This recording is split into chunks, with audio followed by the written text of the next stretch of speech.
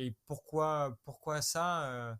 Je pense que, comme je disais un peu en intro et au début, et il y avait un peu cette volonté, déjà pour moi, et je pense que c'était vachement pour moi à la base, de voir qu'est-ce qui se faisait en termes de tourisme responsable, comment on pouvait mieux faire les choses, comment c'était potentiellement applicable, est-ce qu'il y avait des points négatifs pour le voyageur, est-ce qu'il y avait que des points positifs aussi à faire ça en tant que potentiel futur entrepreneur du milieu touristique, et puis partager en fait partager mon expérience pour les gens qui veulent investir dans le domaine dans l'entrepreneuriat touristique, mais aussi pour ceux qui veulent voyager, et pour montrer qu'en fait il y a peut-être d'autres manières de faire que d'aller se dorer la pilule dans un fram au Maroc, quoi. Ouais. Même si le Maroc c'est très bien, attention. Bienvenue pour un nouvel épisode du podcast Destination Est, le podcast de Haïdé pour mettre en lumière les tendances ainsi que les enjeux culturels et sociétaux des régions de l'Est de l'Europe. Je m'appelle Thibaut Boudot, je suis le fondateur de Haïdé et je vous invite à voyager avec nous de la Grèce à l'Ukraine en passant par les Balkans et l'Europe centrale. Loin des clichés et stéréotypes que beaucoup s'en font, nous allons casser ce rideau de fer culturel qui sépare encore l'Est et l'Ouest de l'Europe, car nos pays et régions en pleine mutation regorgent d'initiatives positives. Mais avant de commencer notre voyage, répondons à la question que tout le monde se pose. Que veut dire Haïdé ? Il s'agit d'un mot emprunté à la Turquie ottomane, très utilisé dans nos pays, qui signifie « allons-y ». Alors attachez votre ceinture et embarquez avec nous, destination l'Europe de l'Est. Bonjour à toutes et à tous et bienvenue dans un nouvel épisode du podcast Destination Est. On est aujourd'hui avec Clément. Salut Clément, comment tu vas ? Salut Thibaut, ça va et toi ? Super, merci. Bon, je vais commencer par la question que je pose habituellement. Comment vas-tu ? Qui es-tu ? Et de quoi tu vas nous parler aujourd'hui ? Ok, bien du coup déjà. Je m'appelle Clément Tonneau, et en fait je vais vous parler d'un trip que j'ai fait l'an dernier, enfin cette année, en début d'année, et une partie de l'année dernière. J'ai rejoint La Rochelle jusqu'à Tirana en vélo, avec pas mal de péripéties entre-temps. Je devais aller jusqu'à Tbilissi, puis Istanbul, puis en fait Tirana. Et c'est la vie, on va dire que ça change, les plans changent. Et voilà, hâte de vous raconter toute cette histoire, quoi. Alors, est-ce que tu peux nous dire quelques mots aussi sur ce que tu fais dans la vie actuellement et si tu as des projets aussi un peu à côté ? Ouais, carrément. Il y a eu tellement de rebondissements depuis que j'ai arrêté justement ce tour à vélo. En fait, j'ai rejoint ma copine à Valence. J'ai essayé de développer mon blog à côté. Donc, j'ai un blog qui s'appelle Explore Autrement, et c'était aussi un petit peu le but aussi de ce voyage à vélo. C'était un peu de développer ça, et de réaliser un film. Donc, je fais toujours ça sur le côté. Mais j'ai retrouvé un job dans ce que j'ai étudié, c'est-à-dire je suis travel planner, je suis agent de voyage, et je vends la France aux Américains. Voilà. Ok, trop bien. Du coup, est-ce que tu es originaire d'un des pays des Balkans ou pas du tout ? Ou d'un pays d'Europe Et de non, l'Est ? rien du tout. Aucune origine de l'Est. Une attraction, oui, mais pas d'origine. Ok, très bien. Du coup, donc t'as ton blog Explore Autrement. T'as Ouais. aussi une chaîne YouTube, t'es présent sur Instagram, t'es présent un peu de partout. C'était quoi du coup ce voyage que tu as fait, que t'as fait à vélo ? Eh bien alors, c'est une grosse question, avec, je pense, il y aura plein de trucs autour. En fait, je sais pas d'où vraiment c'est sorti, mais j'ai fait un PVT en Australie en 2019 pendant le Covid. Et en fait, ce que j'ai vu un petit peu là-bas, ça m'a un petit peu dégoûté. Je trouvais que si tu veux, j'avais un peu ruiné mon impact écologique. Et du coup, je me suis dit que, enfin, j'allais rentrer en France, c'était sûr, à la fin de mon PVT.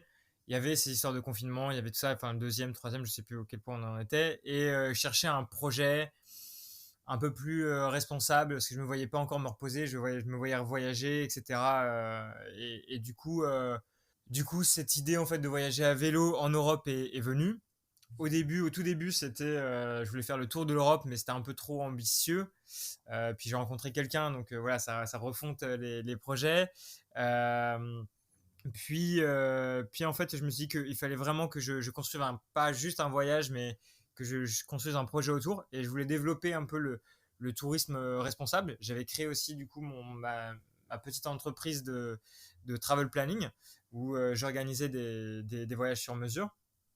Et, euh, et du coup, je voulais aller rencontrer, ce que j'ai fait du coup, rencontrer des gens sur place liés au tourisme responsable pour un peu voir comment ça se passait ailleurs en Europe, mais aussi en France, parce que j'ai rencontré des gens en France, et voir un petit peu l'écart de mentalité, à quel point on en est par exemple en France par rapport à l'Albanie et inversement. Qu'est-ce qu'on peut prendre en exemple sur, je sais pas, la Croatie, qu'est-ce que la Croatie pour prendre exemple sur la Slovénie, tout ça. Et je trouvais ça intéressant, surtout sur la partie aussi qui concerne les Balkans, parce que c'est souvent, on va dire, une région qui est quand même victime de stéréotypes en termes de tourisme, parce qu'il y a eu la guerre il y a plus de 20 ans et que bah, quand tu parles à tonton ou tata que tu es allé au Kosovo ou en Albanie, ils vont te dire mais t'es fou. Et du coup, je trouve ça cool, en fait, je trouvais ça cool de casser un petit peu les clichés. Il y a encore beaucoup de choses, il y a encore beaucoup de choses que je suis en train de préparer, que j'essaye de faire, parce qu'avec un boulot à côté, c'est pas simple.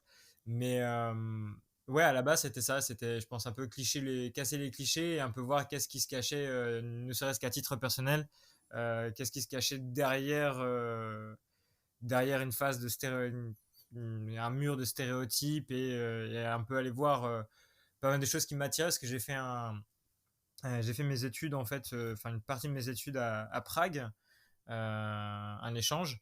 Et du coup, j'avais apprécié, mais ça m'avait aussi un petit peu, comment dire, la mentalité, j'ai trouvé les gens, en tout cas de République tchèque, assez froids. Et bah, dû à plein de choses, à des conflits, à l'URSS, à des conflits internes. Et du coup, je voulais en savoir un peu plus. Est-ce que c'était juste la République tchèque? Est-ce que c'était toute l'Europe de l'Est? Et puis pourquoi surtout? Et puis voilà. Du coup, il y a tellement de choses qui m'attiraient que voilà, j'ai pour ça que j'ai entrepris un peu ce voyage à vélo. Mais il y avait tellement de choses, en fait. Il y a aussi l'histoire de dépassement de soi qui était liée à ça, et un peu voir est-ce que j'en étais capable, jusqu'où je pouvais aller, jusqu'où je pouvais résister. Ce qui des fois m'a mis un peu à terre, des fois non. Donc non, je pense qu'il y a vraiment un tout. Voilà, c'est une question large, réponse large. Ouais. Donc, tu avais déjà un attrait pour l'Europe de l'Est, parce qu'on part pas comme ça faire quelques mois d'études en République tchèque par hasard non plus. Je sais pas qu'est-ce qui m'avait attiré au tout début, c'est-à-dire avant la République tchèque. Moi, à la base, en vrai, j'étais quand même très attiré plus par le Brésil, par le Portugal. Et en fait, franchement, je pense honnêtement, j'avais été refusé du Portugal, et l'Europe de l'Est arrivait comme une bonne option 2. Enfin, j'avais d'autres trucs, mais j'ai toujours aimé en fait un peu les choses. C'est un peu bête à dire, mais où il y avait un peu de risque, un peu de challenge, tu vois, de dire ah ben c'est un peu en dehors des sentiers battus. Il y a eu des trucs un peu chauds qui s'est passé. Moi, ça me plaît bien, en fait. Ouais. Et du coup, c'est un peu ça qui, je pense, m'attirait dans l'Europe de l'Est. Je me rappelle quand j'étais justement à Prague avec des potes et des colocs, on voulait partir en Biélorussie. On avait fait les trucs pour aller à Minsk et tout. Sauf que faut être niveau visa, c'est super compliqué. Donc ça s'est pas fait. Mais voilà, ça, c'est vraiment, je pense, ce goût, tu vois, d'aller voir qu'est-ce qui est dangereux et qu'est-ce que je pourrais aller voir un petit peu. C'est un peu le goût du risque, un peu à la con, mais je pense que c'est un peu ça qui m'avait attiré dans l'Europe de l'Est. C'est un peu, comme je disais tout à l'heure, le truc un peu d'aller voir qu'est-ce qu'il y a derrière les clichés. Parce que pour moi, souvent, les clichés sont faux.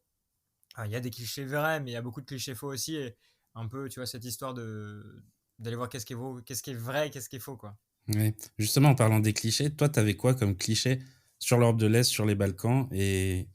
Enfin oui, c'était quoi du coup les clichés que tu avais? Est-ce que tu en avais et lesquels c'était? Ouais, bonne question, putain. Je pense qu'on a tous déjà des clichés.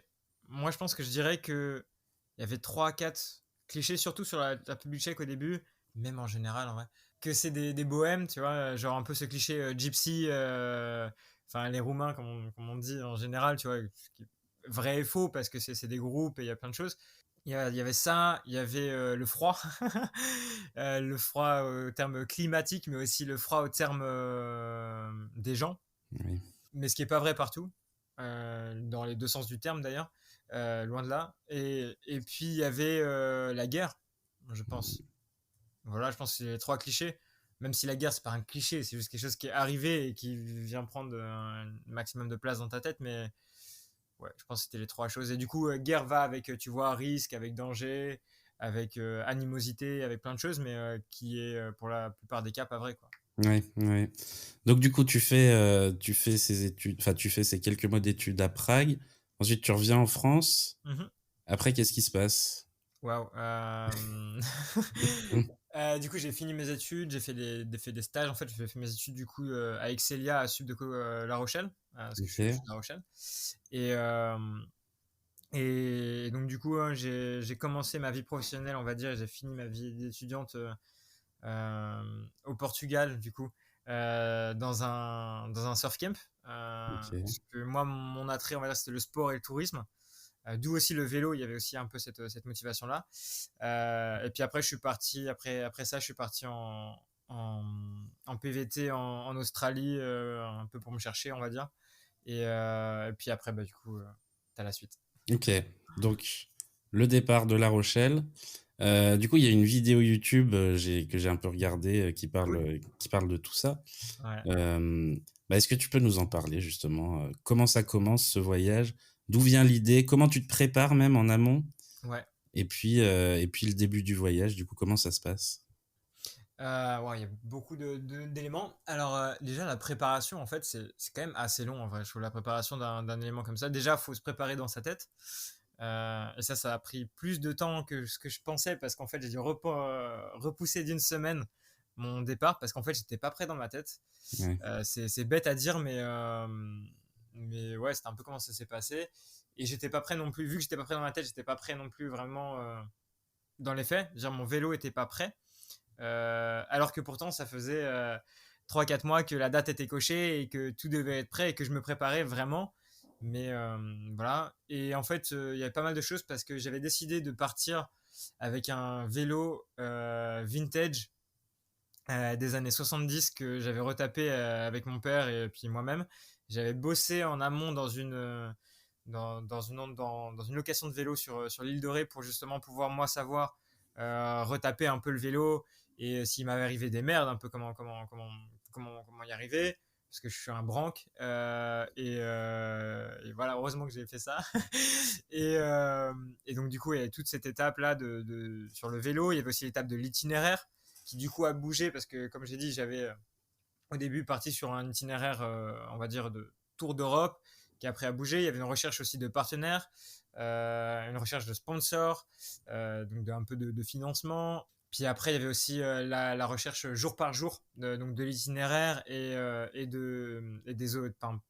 des hébergements ou des campings ou des spots de camping sauvage.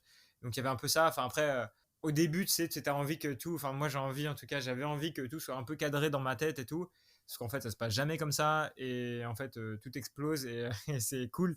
Et il y a des choses que tu avais prévues qui arrivent et tu as des choses en fait, bah, au final, tu es dans les bois, au milieu de nulle part, dans ta tente, à flipper, mais c'est cool. Et ça, c'était un peu la préparation. Et après le départ, du coup, ça a été bah, un peu comme je disais, un peu compliqué parce que j'étais pas prêt. Parce qu'en fait, entre temps, j'ai rencontré ma copine et ben, je pense que j'étais prêt à partir au début parce que comme je dis, j'ai mis beaucoup de temps à le préparer, 6 à 9 mois pour déjà avoir de l'argent, pour avoir la préparation, le vélo, le machin. Et en fait, entre temps, il y a des choses qui sont arrivées dans ma vie que j'avais pas prévues et qui, donc, coup, ont fait pas mal changer les plans. Et donc, au moment de partir, j'étais pas vraiment prêt. Mais on repense à pourquoi on fait ça. Et du coup, là, j'étais prêt. Et, euh, et voilà, ouais. Donc, émotionnellement, ça a été dur, mais j'étais content. En vrai, j'étais super content de partir faire cette expérience. Tout seul, c'est quand même, c'était quelque chose. Mais au final, je pense qu'on l'apprécie un peu plus. Enfin, en tout cas, moi, c'était mon truc. Je sais pas si, du coup, si j'avais fait avec quelqu'un d'autre, j'aurais apprécié différemment. Mais tout seul, je l'ai vraiment apprécié parce que c'est plus facile de rencontrer des gens. C'est plus facile, du coup, d'aller sur des conversations. Et puis, vu que bah, tu es tout seul quasiment toute la journée, à un moment donné, tu as envie de trouver quelqu'un à qui parler, quoi. Donc, c'est plus facile de rentrer en contact. Et, euh, et voilà. Le Ouais. saut a été compliqué, mais l'atterrissage plutôt cool. Yes. Du coup, l'itinéraire, tu le prépares comment, toi? Est-ce qu'il y a des choses que tu as envie de voir sur place? Est-ce qu'il y a des choses que tu as vues quelque part, que tu as vraiment envie de voir ou quoi? Enfin, comment tu prépares ça? Grave, bonne question. Il y a différents. Je pense qu'il y avait différentes choses, surtout sur mon voyage à moi. Il y avait l'itinéraire cyclable, on va dire. Il y avait des choses que moi j'avais envie de voir. Et il y avait les partenaires que je voulais rencontrer. Parce que du coup, comme je disais, il y avait aussi une recherche de partenaires, de personnes que moi je voulais rencontrer sur place dans le cadre du tourisme responsable. Euh, donc ça pouvait être des hôtels, des ONG, je sais plus, des agences de voyage, différents trucs. Donc je me mettais en fonction de, ok, je sais que telle personne est à tel endroit, donc il faudrait que je passe par là. Euh, mais entre-temps, tiens, j'ai regardé sur des blogs, par exemple, qu'il y avait cet endroit-là qui était cool. Euh, du coup, j'ai un peu fait mon itinéraire comme ça. Et après, je me suis aussi laissé pas mal guider, vu que je l'ai fait en fait en deux parties. Je me suis arrêté à Ljubljana, on va dire à mi-chemin. Euh, du coup, je me suis laissé un peu guider par des conseils qu'on m'a donnés à Ljubljana. Euh, et j'ai modifié mon itinéraire aussi un peu en fonction de ça, parce que je trouve que c'est cool d'écouter un peu les locaux, et je t'en parlerai peut-être un peu plus après, mais en Slovénie par exemple, vu que je suis resté un peu plus longtemps, ben, j'ai pas mal bourlingué en Slovénie pour justement aller voir des gens, mais aussi justement découvrir le pays en fonction des choses qu'on m'avait dites. Donc ouais, il y a un peu un mix de tout, quoi. OK. Et donc, ouais, tu as réussi à avoir un partenaire, pour faire ce voyage. Comment Ouais. tu as réussi à trouver ce partenaire? Bonne question. J'avais fait un document PDF, en fait, tout simple, hein, de recherche de partenariat où j'avais expliqué mon projet, comment moi je pouvais me rendre utile pour le partenaire, comment le partenaire pouvait se rendre utile pour moi. Et j'avais renvoyé à pas mal d'entreprises. Sauf qu'en fait, celui que j'ai trouvé, ça arrive toujours comme ça, j'ai trouvé en fait via une amie d'une amie, à un anniversaire auquel j'étais pas censé aller. Donc encore merci. La vie, quoi, c'est cool. Et c'est un partenaire qui est basé sur Toulouse, qui s'appelle Flokeo. Et en fait, c'est une agence de voyage responsable. Donc du coup, moi, ça allait bien avec ce que je voulais faire. Et en fait, eux, c'est un peu genre le booking enfin, ils veulent un peu à terme, euh, comme le booking du voyage responsable. Et en fait, ils ont plusieurs adresses un peu partout. Et moi, du coup, j'allais rendre visite à des partenaires qu'ils avaient sur mon chemin. Je les mettais en valeur, et je faisais aussi des articles de blog, du coup, après coup dessus, quoi. OK, trop bien. Donc tu pars de La Rochelle, tu traverses toute la France, tu traverses ensuite toute l'Italie et tu arrives en Slovénie. Ouais. Comment ça se passe? Les routes, elles sont comment pour quand tu pars en vélo comme ça? Alors attends, elles sont comment? Ouf, parce que franchement, ça dépend. Hier en France, j'ai vu des routes de merde. En Slovénie, c'est génial. OK. Du coup, je sais pas, tu veux dire plus quand j'arrive justement sur la Slovénie ou Ouais, même sur la France et l'Italie, comment c'est? Ok. Alors en fait, ça dépend vraiment des axes et de où tu choisis de passer. En France, il y a des super pistes cyclables. Il y en a, en fait, il y a les Eurovélos, par exemple, qui sont étiquetés. Après, t'en as comme la Vélodyssée, par exemple, que j'ai emprunté pour descendre de La Rochelle jusqu'à quasi Bordeaux, Saint-Émilion, tout ça. Que t'as quand même pas mal de pistes cyclables. Après, par exemple, Marseille est un vide au niveau, au niveau de la piste cyclable, et bah, c'est super dur parce que un mec en vélo ne devrait pas être sur une autoroute. Mmh. Cependant, ça arrive. Ah ouais? Voilà. Moi, ça m'est arrivé, donc c'est des moments un peu flippants, tu vois. Et à un moment donné, après, t'es obligé, quand tu sors d'une autoroute, t'es obligé de choisir soit autoroute, soit quartier nord de Marseille, quoi. Donc, c'est marrant de traverser les quartiers nord à vélo avec des gens qui sont comme ça à côté de toi. C'est mieux que l'autoroute, mais voilà, c'est pas fait, tu vois. T'as pas de piste cyclable, c'est pas bien fait. Après, en Italie, bah, c'est pareil, en fait, il n'y avait pas trop de pistes cyclables. Euh, en fait, t'as une grande route. J'ai vu que j'ai relié, on va dire, Menton en France jusqu'à jusqu'à Lucca en Italie. Là, tu as une grande route en fait le long de la mer qui s'appelle la Via Aurelia. C'est sympa, mais tu n'as aucune piste. Enfin, si, tu as un peu des pistes cyclables sur San Remo, tout ça, parce que c'est lié au vélo. Mais après, tu as beaucoup quand même de routes et c'est quand même assez dangereux. Mais ça va. Les gens font vraiment attention, donc je trouve que ça va. Après, en fait, j'ai triché un peu. Je suis allé de Lucca, du coup, de la Toscane jusqu'à Padoue en train. Parce que j'avais en fait un ultimatum en Slovénie, j'avais rencontré quelqu'un. Du coup, j'ai pris le train un peu pour accélérer parce que sinon, il y avait des montagnes et tout. Et en plus, mon vélo, j'en parlerai, mais n'était pas forcément adapté à passer des montagnes. C'était un vieux vélo et que j'avais fait des travaux pour que le pignon puisse passer, mais pas totalement. Donc voilà, c'était un peu compliqué.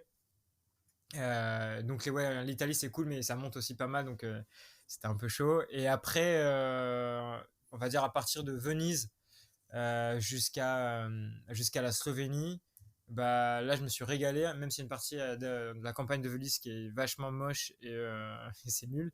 Mais après, on va dire vers Udine, là ça devient super cool. Et en fait, tu as une super piste cyclable qui traverse mince, j'ai perdu le nom, les Alpes Juliennes jusqu'à la Slovénie. Et là, c'est super génial, c'est vraiment un régal. Tu traverses en fait les Alpes sur des pistes cyclables qui sont. Même si tu es dans les montagnes, en fait, ça grimpe pas trop parce que c'est des pistes cyclables faites pour ça. C'est magnifique, tu travailles des super, super beaux villages. Et après, tu arrives sur la Slovénie et en fait, c'est génial parce que tu as quasiment que des pistes cyclables, à part à 2-3 endroits parce que j'ai fait un détour pour passer par Bled. Mais franchement, c'est quand même super bien équipé la Slovénie. Même après, je suis passé, quand j'ai repris la route, je suis passé euh, par pas mal de chemins de campagne et tout. Et même si des fois, c'est pas des goudronnés et tout, c'est beaucoup de chemins de VTT, mais c'est vachement bien balisé. Enfin, franchement, la Slovénie, j'ai trouvé un super exemple Mhm. en termes cyclables, quoi. Ouais. Oui, même à Ljubljana, juste à l'intérieur de Ljubljana, déjà. Ouais, c'est trop bien. Ouais. Mhm. Et puis même au niveau vélo à Ljubljana, toi qui y allais, c'est super bien équipé, que je sais plus comment il s'appelle le réseau de vélo là-bas, j'ai oublié. Enfin, tu as des vélos partout alors que la ville n'est Mhm. pas si grande que ça. Et tu as des pistes cyclables partout. Franchement, c'est vachement cool. Ouais. Du coup, pour trouver les pistes cyclables, est-ce que tu as une appli? Tu Ouais, avais préparé ça avant aussi un peu, pas mal, ouais, j'ai une j'imagine. appli qui s'appelle Komoot. Et c'est vachement bien, mais ça a ses limites. C'est-à-dire qu'en fait, des fois, vu qu'en fait, c'est vraiment vachement axé sur le vélo, il va te faire passer euh, par un col comme ça, juste pour éviter 10 mètres de route nationale, quoi. Ok. Ou par un chemin tu vois, qui est vraiment pas bitumé du tout, avec des cailloux comme ça. Enfin, en fait, des fois, c'est pas bien fait par rapport au type de vélo que tu utilises. Mais sinon, franchement, c'est bien. Ok. C'est une bonne app. Ok, ok. Et au niveau sportif, tu te prépares comment pour un long voyage comme ça? Ouais, ben en fait, comme je disais un peu avant, du coup, j'avais pris un taf à l'île de Ré en tant que vendeur vélo, location de vélo. Et ma préparation physique, en fait, a été d'aller de La Rochelle à l'île de Ré tous les jours, matin et soir, à l'île de Ré. Donc ça fait 15-20 bornes matin et soir. Des fois, j'ai triché, mais en général, je faisais ça, ouais, voilà, 3-4 fois par semaine pour me préparer un peu. Et en vrai, ça passe. Et puis, même je dirais même pour ceux qui veulent le faire sans préparation, enfin sans une grande préparation, ça passe. En fait, ton corps s'habitue à l'effort. C'est-à-dire que les premiers jours, tu vas faire 50 km, peut-être même moins, 30 km, et après, tu vas faire 40, 50, 60, 70, et à la fin, tu vas être sur du 110, quoi. Euh, Franchement, ça vient. L'appétit vient en mangeant, comme dit Obélix. Ouais. J'ai un pote qui part tous les ans avec son père au mois de septembre pour faire un petit trip à vélo pendant une semaine. Et il me dit, il est trop content de faire ça chaque année et il kiffe bien. Ouais. C'est trop bien, franchement. Tu sais, ça permet aussi, en fait, d'apprécier le paysage Ouais. différemment, la vie différemment. Tu prends le truc un peu plus lentement. C'est un peu plus rapide que la marche. Tu parlais de quelqu'un qui avait fait les Balkans en marchant. C'est un peu plus rapide, donc tu peux voir peut-être un peu plus de choses. et aussi peut-être te poser un peu plus. Donc c'est un peu cet avantage-là. Mais tu as quand même le temps d'apprécier, le temps de rencontrer des gens, le temps d'en chier. C'est cool, quoi. Ouais, justement, ça aussi, psychologiquement, comment tu tiens? Enfin, du coup, au final, t'es parti combien de temps pour tout ce voyage? Alors, j'ai aussi fait un aller-retour en train, mais on va dire sur place, à vélo 3 mois et demi. Et en tout, 6, non, 4, ça fait 3, 4, 8 mois. Ok, ok. 8 Il y a mois. des moments, il y a des moments où tu te sens seul, il y a des moments où tu te dis, mais je vais tout lâcher, c'est pas possible, je peux pas continuer. Comment t'arrives à tenir? Ouais. Surtout sur le vélo, en fait. Ouais, Si tu veux, tu relativises. Déjà, j'écoutais pas mal de podcasts, justement, ou de musique. Et en fait, je me disais juste que après la montagne, enfin après tu vois, après le col comme ça là, où t'en chies, où tu viens de péter ta pédale parce que ton vélo c'est de la merde, et tu viens de jeter ton vélo par terre, et machin, t'en peux plus. Ça m'est vraiment arrivé. Et ben après tu dis bon, après la montée, je vais réparer ma pédale, ça va descendre et ça va être super et il y a la plage au bout. Et en fait, tu vois juste la fin d'une merde, les 10 kilomètres prochains, tu penses pas à dans 10 jours quand je serai à Ljubljana, tu penses à dans 10 minutes quand j'ai mangé mon Mars ou à dans 10 minutes, dans 1 heure quand je vais être à la plage. C'est à ça que tu penses. Et je pense, moi, c'est ça qui m'a fait tenir en fait. C'est de, mais comme en général dans la vie, c'est de se mettre des petits objectifs, tu vois. Et c'est ça, et se dire, bon, bah, après l'orage, il y aura le beau temps, quoi. ouais. Donc, faut partir avec pas mal de batteries externes. Ah putain, ouais. Surtout si tu veux faire comme moi, un peu filmer et tout ça. Ouais, J'avais acheté qui était pas mal, mais je m'en suis pas trop servi en fait au final. Un panneau solaire et une batterie qu'elle est avec. La batterie m'a vraiment vachement bien servi parce qu'en fait, elle tient 5 charges de téléphone et tout. C'est incroyable. Mais par contre, le panneau solaire en final, c'est pas tellement bien servi que ça. Pas parce que ça marche pas, mais juste parce que pas d'utilité, quoi. ouais, ok. Ok. Et du coup, ouais, donc il y a des moments où tu as des petits problèmes avec ton vélo. Ouais. Comment t'arrives à gérer ça et qu'est-ce qui se passe? Ok, en fait j'ai eu deux gros, on va dire trois gros problèmes avec mon vélo. Déjà j'ai cassé première fois mon vélo à 7, donc en France. J'étais à peine parti, ça faisait 1 semaine et demie, les boules quoi. Un truc à la con, j'étais content, j'avais fait justement plus de 100 bornes dans la journée. Et j'ai voulu me récompenser avec une petite bière. Et j'ai repris la route, sauf qu'avec l'effort et tout ça, je pense qu'elle m'a un tout petit peu monté. Mais si tu veux, je regardais 7 et la ville, je trouvais ça super cool. Et en fait, le feu est passé au orange. J'ai pas freiné, je suis rentré dans la voiture en face de moi. Et du coup, avec le poids des bagages, parce qu'il y a quand même, j'emmenais quand même pas mal de poids sur mon vélo, je crois qu'il y avait plus ou moins 40 kilos, avec le matos et tout. Et avec le poids et la vitesse, en fait, j'ai plié mon cadre. Je me suis pas rendu compte tout de suite. En fait, j'avais pas un coach surfing, mais un warm shower. C'est des gens qui t'hébergent gratuitement et te donnent le couvert en fait parce que tu fais du voyage à vélo. Et Ok. le truc en retour, c'est que toi, plus tard, tu te mets sur l'application pour héberger des gens qui voyagent à vélo, par exemple. Mhm. Et en fait, le hasard des choses a fait que je suis allé chez quelqu'un qui s'appelle Pierre et qui est prêtre. Qu'en fait, après avoir cassé mon vélo et voir mon rêve tomber en fumée, bah, je suis arrivé chez le prêtre. Et le prêtre m'a aidé et j'ai trouvé quelqu'un pour réparer mon vélo. Donc, sauf qu'en fait, il n'était pas réparable. Donc, faut prendre une décision, tu vois, rapidement. Donc j'ai décidé de revendre mon CAD pour 20 balles et de racheter un autre vélo, mais je voulais vraiment rester dans l'idée de base et racheter un vieux vélo. Et en fait, j'ai eu la chance de trouver quelqu'un pareil dans la ville qui avait des vieux vélos. Donc on a trouvé le vieux vélo et j'ai passé toute la journée avec Luc, donc c'était coup de ça, Simer, qui m'a aidé à monter mon vélo, à remonter un vélo en une journée. Et le soir même, je repartais en direction du coup de Montpellier et après de la Camargue, quoi. Ok, donc Ça, ça c'est... c'était pour la Ouais. première chute. Et après, ça m'est réarrivé en fait. En Italie, j'ai perdu ma pédale. Comme je disais, je suis monté un énorme col sur les 5 terres. Et en plus, j'étais avec des amis que j'avais rencontrés sur le chemin. Et en fait, ma pédale a cassé. Du coup, j'ai dû faire du stop pour mettre mon vélo dans une voiture et descendre à un garagiste. Enfin bref, ça c'était la deuxième. Et après, j'ai vraiment recassé mon vélo sur la deuxième partie. C'était sur l'île de Pag en Croatie. Et là, ça a été beaucoup plus dur. Parce qu'en fait, j'ai réparé. Enfin, moi, j'étais en sang, je m'étais un peu fait mal vraiment sur ce coup-là. Je regardais bêtement, je prenais une vidéo en faisant du vélo à ne pas faire.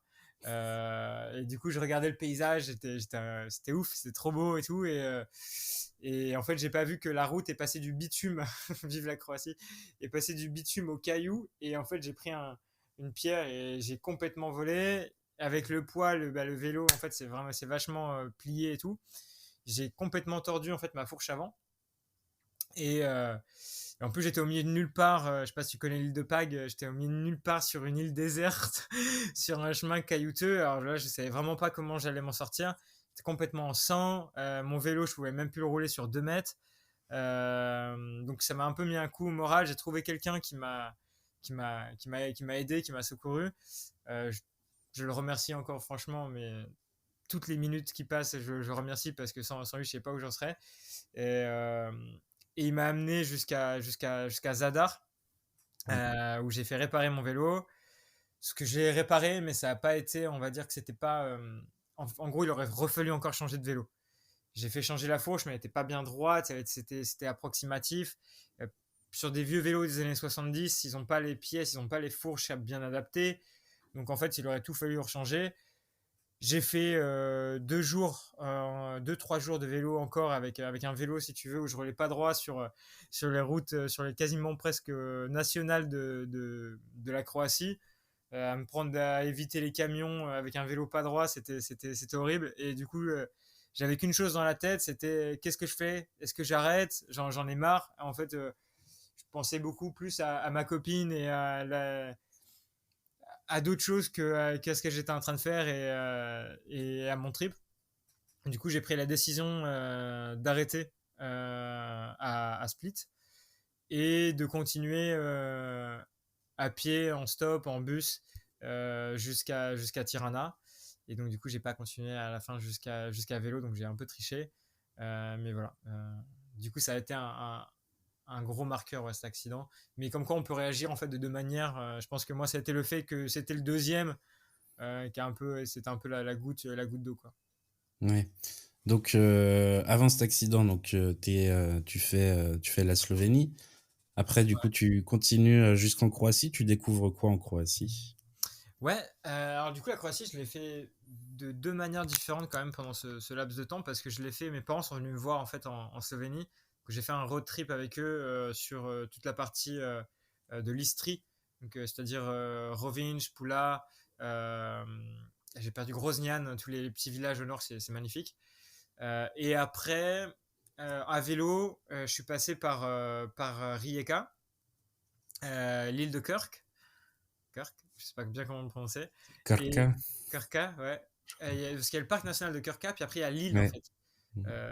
Et ça, l'île, franchement, l'île de Kirk, c'est, je pense, un des plus beaux souvenirs et un des plus beaux trucs que j'ai vu. C'est magnifique, c'est vraiment top. Et des plages à couper le souffle. Je suis resté quelques temps aussi un peu pour travailler, c'était trop trop bien. Et après, Pâques, du coup, justement. Et donc là, Pâques, plus à vélo. Enfin, si, après, je suis allé du coup jusqu'à donc Zadar, Sibénik. Sibénik, c'est magnifique aussi, c'est Ouais. trop cool. J'avais déjà fait il y a très longtemps et vraiment, c'est super beau. Et après Split, du coup, là où j'ai revendu mon vélo. Et Split, c'est cool. Et après, je suis allé de Split à Mostar euh, en bus.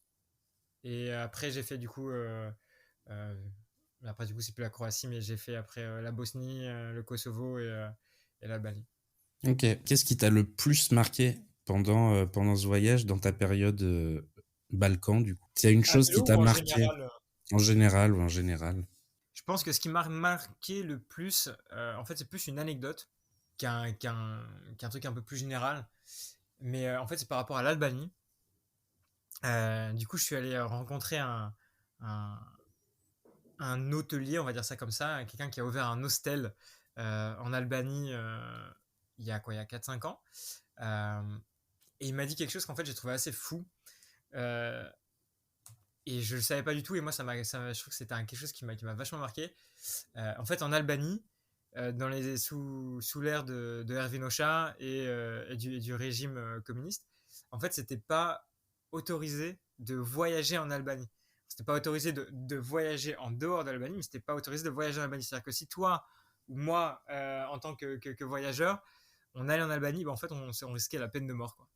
Et j'ai trouvé ça incroyable, en fait, euh, de se dire que l'Albanie, notamment, c'est un pays, en fait, qui passe d'un voyageur égale peine de mort à développer le tourisme. Et je trouve qu'en fait, il y a tellement d'opportunités et tellement de choses à faire dans ce pays-là, notamment. Et du coup, il y a aussi une version qui va avec de l'accueil. Et je pense qu'au final, c'est un peu le truc le majeur qui m'a marqué. C'est qu'en fait, les gens sont vachement accueillants de ouf, quoi. Mm. Que ce soit en Albanie, mais aussi en Slovénie. En fait, les gens sont tout le temps là pour t'aider, quoi. Oui. Ils vont même des choses où tu vas dire t'inquiète, je le fais. Ils vont dire non non, je te ramène chez toi ou je te fais visiter ma ville ou j'en sais rien. J'ai eu ça plusieurs fois.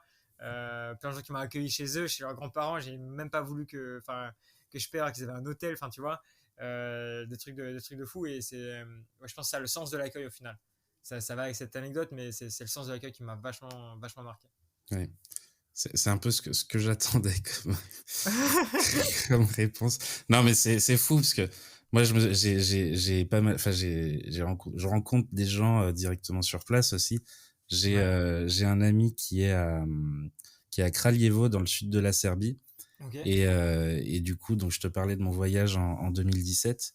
ouais, Euh, et je l'avais rencontré un peu avant, en fait. Je l'avais rencontré en 2015 déjà, j'étais parti là-bas. Et du ok, coup, en 2017, je l'appelle, je lui dis, bah écoute, je vais passer quelques jours en Serbie, je voudrais bien venir à Kraljevo pour te voir, prendre des nouvelles et tout ça. Est-ce qu'il y a moyen de m'héberger? Si c'est pas possible, t'inquiète pas, je prends un hôtel, il y a pas de souci. Il me dit, oui, pas de souci, tu peux venir à la maison, aucun problème. Et du coup, lui, il a dormi dans la chambre de sa mère ouais, a dormi dans le salon, et moi, il m'a fait dormir dans sa chambre à lui. Enfin, ouais, c'est dingue. Ça, jamais j'aurais vu ça en France. ouais. Et d'autres expériences comme ça aussi, un peu similaires aussi, j'en ai des tas, quoi. Enfin, l'accueil là-bas, c'est un truc de ouf. Ouais, je suis totalement d'accord. Bah, j'ai eu une expérience similaire justement en Albanie chez le Mm. mec qui m'a fait cette citation. Et, euh, et en fait, c'est vrai qu'en fait, maintenant, j'ai l'impression. Enfin, maintenant, pourquoi je dis maintenant le voyageur passe avant l'autre, tu vois. En fait, ils Ouais, vont, ils vont te donner tout. Je sais pas pourquoi, comment, mais c'est fou. Et moi, il y a un truc aussi, je pense, tu vois, lié à ça qui m'a beaucoup marqué, c'est le rituel de la Raika. ouais. Ou de la Reiki selon Rakia, ouais. Mm. les régions et les pays. Mais en fait, ils vont pas s'arrêter d'en t'en donner aussi tant que t'as tant que t'as pas dit stop, tu vois. Mm. Et sauf qu'en fait, du coup, toi, t'es poli, donc tu dis pas stop. Donc en fait, tu te bourres la gueule avec Marco en plein centre de Ljubljana, super. En fait, ouais, ce qu'ils me disent, c'est qu'ils veulent qu'on garde un bon souvenir d'eux et de leur pays. C'est surtout Ouais, ça. Mm. Et ça marche. et ça marche totalement. Du coup, est-ce que tu as 3 coups de cœur dans tout ton voyage Mhm. que tu as gardé? Bah, j'ai quand même vécu pas mal de temps, donc Ljubljana. Ljubljana, c'est vachement un coup de cœur parce qu'en fait, je m'attendais à rien. Ouais, Je pense que c'est aussi comme ça que tu apprécies quelque chose. Et c'est une ville qui bouge vachement, même si j'étais du coup en hiver. Il y a quand même pas mal de choses. J'ai bien aimé, même si du coup il n'y a pas trop d'animation à cette époque-là, mais Metelkova, je ouais. sais pas si ça te parle. Mm. Un quartier en fait qui a été réhabité. Euh, je crois que c'était une ancienne caserne yougoslave et c'était réhabité un peu en quartier punk, puis maintenant quartier culturel, etc. Je trouve ça génial. Puis même la ville en fait est géniale, comme on disait tout à l'heure. Il y a des pistes cyclables partout, c'est facile de circuler, c'est joli, les gens sont super cool, sont super avenants, même si, et là je vais faire une petite parenthèse sur ce qu'on disait juste avant, les gens sont avenants, les gens sont cool et ont envie vraiment de t'accueillir de la meilleure des manières, mais je trouve que c'est super dur quand tu vis sur un peu plus long terme, notamment par exemple à Ljubljana. Après, je pense que c'est peut-être différent en Albanie ou en Croatie, mais c'est dur en fait de se faire des amis. Il y a une différence entre Mm. voyageurs euh, ou hôtes, ou je sais pas comment on pourrait dire, et après devenir vraiment amis, quoi. Il y a une vraie barrière. Mais en dehors de ça, ouais, Ljubljana, c'est un vrai coup de cœur. Après, il en faut trois. Trois, c'est pas beaucoup. Euh, et ben Pristine, au Kosovo. Pareil, je m'attendais à rien, et en fait, c'est une ville vraiment magnifique. Puis, tu as des super randonnées à faire dans les montagnes derrière Pristine. Faire attention aux mines et pas Ouais. vraiment rester sur les chemins. Mais c'est magnifique, c'est ouf ici. Moi, je trouve que le Kosovo, c'est un super beau pays qui mérite vachement plus d'attention. Et après, je dirais, même si c'est cliché peut-être, mais Berat. Ouais. Ouais, Berat, j'ai trouvé ça en fait juste magique. Je trouve que Mm. le contraste entre les deux villes, et puis du coup toute la vallée, j'ai perdu le nom, la vallée d'Orum ou d'Orzum, en Albanie, là, du coup toute la région de Berat, en fait, je trouvais ça vraiment magnifique. Euh, ouais, c'est trop trop beau avec le château et puis les petites maisons, enfin, ouais, j'ai vraiment adoré. Ça, c'était un gros coup de cœur. Ouais. C'est la ville aux mille fenêtres, je crois, Berat. Ouais, c'est ça, c'est Ouais. ça. Et c'est vraiment vachement cool parce qu'en fait, t'as deux villes historiques dans une ville et c'est ça que je trouve génial. Parce que on va dire, la cité avec le château et en face, en fait, t'as une petite ville en bord de rivière. Et en fait, quand tu regardes la ville en bord de rivière, elle est magnifique parce que ça fait voilà, comme une petite. Je sais pas, c'est super dur à l'audio. Je pense comprendre ce que je dis. Il faut aller voir une photo de Berat. Mais c'est comme si c'était un peu empilé, quoi. Comme une petite favela, entre guillemets, mais rectiligne et avec des maisons blanches au toit marron. Et du coup, c'est vachement beau. Ouais. J'avais fait Gyrocaster aussi Ah, en Albanie. Bah, en ouais, fait, faudrait faire plus qu'un top 3 quoi. Faudrait faire c'est ça, un top 25, quoi. Du coup, est-ce que tu avais une routine quand t'étais en voyage? Je crois que j'aime pas la routine. Du coup, j'en avais pas vraiment. Ouais. Euh, Si, après, à vélo, en fait, il y a forcément une routine. C'est-à-dire que selon là où j'ai dormi la veille, j'ai quand même fait beaucoup du coup de warm shower, donc chez l'habitant. Donc tu packs quand même tes affaires, ou alors si t'es dans ta tente, bah tu packs ta tente. Petit déjeuner, soit du coup dans un café, soit chez l'habitant. Et après, bah, moi je commençais mes, on va dire, 20 à 30 km que j'essaie d'avaler le matin, voire 40, selon mon itinéraire de la journée. Puis après, je m'arrêtais pour trouver à manger. Soit ça dépendait de ce que je trouvais sur la route, soit c'était des sandwichs dans une boulangerie, vive les bourrecs, Mm. euh, ou soit c'était un petit supermarché, soit c'était même un restaurant si vraiment j'avais la dalle. Donc ça dépendait. Puis après, je finissais mais on va dire 20-30 km de l'après-midi. Et après, je trouvais un logement. Et en général, je trouvais mon logement en fait pendant la pause du midi. Et j'essayais de m'y rendre. Et puis ça dépendait parce que des fois, j'avais rien trouvé. Et donc, il fallait trouver, taper soit aux portes, soit persévérer, soit trouver un Airbnb ou quelque chose si vraiment j'avais pas envie de rester dehors ce soir-là, quoi. Ou trouver un bivouac et voilà, quoi. C'était plus ou moins la routine. Ok. Et donc du coup, donc t'avais aussi une tente sur toi en cas de coup dur. Ouais, ouais, j'avais une tente du coup derrière le vélo, j'avais bah, tout l'équipement de camping, hein, réchaud, euh, sac de couchage, le coussin, le matelas, tout ce qui va bien, quoi. Parce qu'il y a eu, on va dire, ça n'a pas arrivé tant que ça en final, parce que j'ai quand même fait beaucoup de logements chez l'habitant. Mhm. Ça a dû arriver 5 fois, 6 fois, dormir dehors. Au début, ça fait bizarre, et après, on s'habitue plus ou moins, ça dépend d'où tu le fais. Puis quand tu l'as fait une fois, que tu as vu que ça marchait pas de telle manière, bah en fait, tu dis bah je vais peut-être essayer une autre technique. Par exemple, je sais pas, j'avais fait une première fois presque au bord d'une route un peu visible, tu vois, c'était nul. J'ai eu peur toute la nuit, enfin, t'es parano. Et puis après, du coup, l'autre fois, je suis allé taper. Je suis en fait un petit village, je voyais des gens dehors. soit j'allais dans la forêt à côté, soit je demandais à des gens s'ils pouvaient pas me passer un bout de jardin, tu vois, ou un bout de terrain inhabité quelque part dans le village. Et c'est ce qui s'est passé. Et en fait, souvent, c'est ce qu'il faut faire. Et je recommande à tous les gens qui écoutent ça parce que si tu prends toi-même la décision d'aller dans une forêt, par exemple, tu peux, mais tu sais pas les gens qu'il va y avoir qui vont rôder autour et surtout les animaux aussi. Et moi, par exemple, c'était en Italie où j'ai fait ça à côté d'une forêt. Et on m'a dit heureusement que t'es pas allé dans la forêt parce qu'il y a vachement, il y a beaucoup de sangliers. Et moi, je savais pas, et tu sais pas en fait. Et c'est pour ça, je pense que l'échange est vachement important quand tu fais ça. Il faut pas hésiter à aller de l'avant et à demander parce que souvent les gens sont revenants et voilà. Ok. Ouais, du coup, c'est ça. Au niveau de l'hébergement, t'as jamais eu aucun souci, t'as toujours trouvé, ou sinon t'avais cette solution de secours-là avec la tente. Ouais, ouais, bah, c'est toujours une solution de secours. Après, franchement, j'étais pas ultra content de l'utiliser. Ouais. Je sais qu'il y a des gens, j'avais discuté avec des gens justement qui voyageaient à vélo et qui, eux, en fait, ils voulaient presque tout le temps dormir en tente, quoi. Peut-être que j'avais pas trouvé la bonne technique pour le bivouac, ce qui est grandement possible.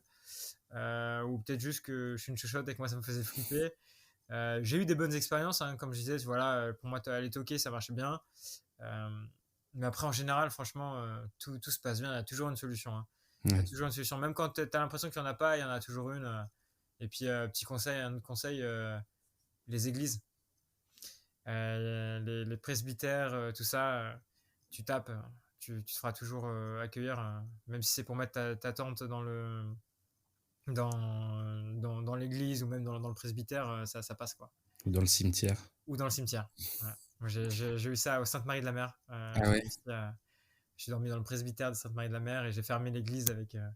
Il y avait plus personne, il n'y avait que moi et du coup le gitan qui était en charge de l'église. Du coup, on a parlé pendant 2 heures de la culture gitane. Donc là, on est en dehors des Balkans, mais voilà, et c'était cool. Et en fait, ça permet, je trouve.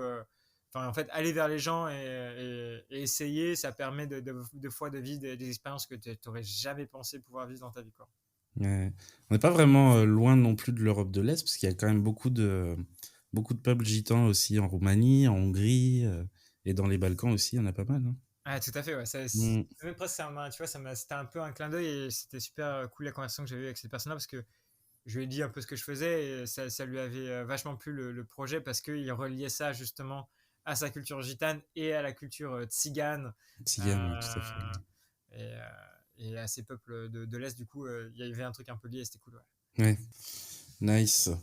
Du coup, est-ce que tu as quand même le temps aussi, enfin, alors on va revenir un peu. Donc tu fais la Slovénie où tu restes quelques semaines, voire quelques mois même, c'est ça? Ouais, c'est ça. Tu, 4, vis- 3, tu 4 mois. visites, ouais, tu visites aussi un peu le reste de la Slovénie. Du coup, là, tu le fais à vélo? Alors j'ai fait des trucs à vélo, ouais, en Slovénie, mais j'ai aussi fait, en fait, j'ai eu de la chance, c'est que j'ai pas mal d'amis qui sont venus me voir. Enfin, j'ai un ami et puis mes parents. Et ma copine, en fait, qui m'a rejoint, que j'avais loué un petit appart à Ljubljana. Et de là, du coup, je bossais sur le blog et je me faisais des trips, des trips le week-end ou même des fois en plein milieu de semaine. J'ai fait justement Piran, la côte slovène. En fait, c'est 3 villages à vélo. Puis après, parce qu'en fait, tu peux y aller en train depuis Ljubljana avec les vélos et enfin, moi, je trouve ça génial. C'était ouf. Et après, sinon, j'ai fait Maribor. J'ai fait, bah, bien sûr, le lac Bled. J'ai fait alors pas le Triglav, mais la région du Triglav, parce que le Triglav en hiver, tu peux pas y accéder. Mhm. Je suis en train de chercher le mont quand tu passes. Putain, j'ai perdu le nom. Il y a une montagne, le pass de Versich. Le Versus Pass, ça j'ai pas fait à vélo parce que j'aurais voulu, mais j'étais pas dans les bonnes dates. Parce qu'il y avait il y a une course en fait à vélo Ok. au Versich, mais j'étais pas dans les bonnes dates. C'était juste un peu après que je sois parti. Mais ça, je l'ai fait en van aussi. J'ai fait tout un trip à Bovec aussi. C'est super cool, la vallée de la Socha en fait. Mhm. Ça, c'est magnifique. Il y a aussi alors, il y a le lac de Bled et il y a le lac de Bohignes. Boeing, exactement. Je cherchais comment le prononcer. Ça, c'était super cool aussi, même si le jour où j'y suis allé, il neigeait, il pleuvait, c'était un truc de dingue. Du coup, je l'ai pas, on va dire, eu sous les meilleures conditions. mais c'était cool. Et en hiver, en fait, franchement, c'était beau, c'était magique. Voir le lac de Bled enneigé. Du coup, j'ai eu la chance, en 4 mois, le lac de Bled, par exemple, je l'ai fait 3 fois. Ouais. Je l'ai fait en arrivant en vélo à l'automne, je l'ai fait en hiver et je l'ai fait au printemps. Ok. Et du coup, tu vas voir des paysages comme ça, comme le lac de Bled, que moi je trouve juste magique. À différentes périodes de l'année, ça donne une toute autre image du lieu. En automne, je trouvais ça super mystique. En hiver, super triste. Et au printemps, c'était super beau avec un beau soleil et tout. C'est magnifique. Et j'y étais moi, au mois de juin là, cette année. Ok. C'était hyper touristique. Est-ce que c'est la même chose aussi l'hiver? Il y a énormément de monde ou pas? Ou un peu moins? Non, je suis allé, c'était quoi? C'était au mois de février. Il y avait pas grand monde, franchement, du tout au mois de février. La première fois que j'y suis allé, c'était quoi? C'était au mois de octobre-novembre. Mhm. Et là, il y avait quand même un petit peu de monde. Je m'attendais pas à ce qu'il y ait autant de monde à cette époque-là. Mais franchement, c'était pas si touristique que ça pour le lac de Bled. Et par contre, quand je suis retourné, après, c'était quoi au mois de. Bah, juste avant de partir, fin avril. Là, ça commençait à être vachement touristique. Ouais. Mm. Et je pense qu'en été, ça doit être un enfer. Et c'est pas la même. Ouais.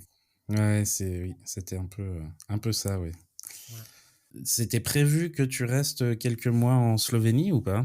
Ouais, ça c'était prévu Ok. depuis le début. Même en fait, le plan original que j'avais dans la tête, c'était vraiment de faire à chaque fois, bah, pour moi me reposer, pour bosser un petit peu sur mes projets et aussi pour des fois passer les hivers, on va dire. Euh, Me poser de 2 à 4 mois selon la période et selon la ville qui m'intéressait ou pas dans une ville, quoi. Et Ljubljana était au programme. Ok. C'était une ville étape que j'avais choisie.